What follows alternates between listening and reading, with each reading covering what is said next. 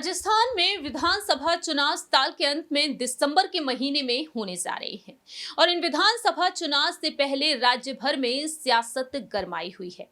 कांग्रेस नेता सचिन पायलट डंके की चोट पर अपनी बात रख रहे हैं और जीत का दावा करते हुए नजर आ रहे हैं। साफ तौर पर कह चुके हैं कि मुख्यमंत्री अशोक गहलोत के साथ मिलकर वह विधानसभा चुनाव लड़ेंगे। लेकिन दूसरी ही तरफ बीजेपी खेमे से यहां पर यही बातें सामने आ रही हैं कि पीएम मोदी के चेहरे पर चुनाव लड़े जाएंगे। और इसी दौरान देखा जाए तो लगातार एक्टिव है यहां पर तमाम विपक्षी दल भी, आम आदमी पार्टी से लेकर बहुजन समाज पार्टी, तो वहीं भीम आर्मी के संस्थापक चंद्रशेखर आजाद भी। नमस्कार, मैं प्रांशी राठौर और आप देख रहे हैं नेक्स्ट 9 न्यूज। दरअसल आपको बता दें कि हाल ही में चंद्रशेखर आजाद की एक खास रैली का आयोजन किया गया सचिन पायलट के गढ़ में। सचिन पायलट जहां से विधायक हैं, हम बात कर रहे हैं टोंक विधानसभा क्षेत्र के बारे में। जी हाँ, सचिन पायलट इस सीट से कई बार चुनाव लड़े हैं और जीत हासिल की है और वह साफ तौर पर कह चुके हैं कि इस बार भी वह यहीं से चुनाव लड़ेंगे।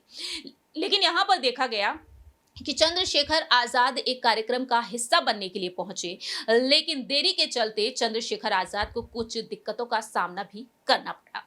जी हाँ, जानकारी के लिए आपको बता दें कि आजाद समाज पार्टी की तरफ से संविधान बचाओ देश बचाओ संकल्प यात्रा निकाली जा रही है। गुरुवार को भीम आर्मी के चीफ चंद्रशेखर आजाद राजस्थान में सचिन पायलट की विधानसभा क्षेत्र टोंक पहुंच गए।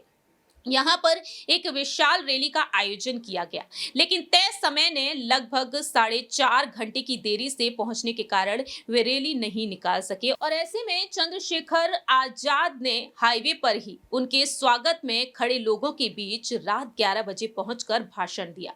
चंद्रशेखर आजाद ने कहा कि आज भी दलितों को अपने अधिकार के लिए संघर्ष करना पड़ता है।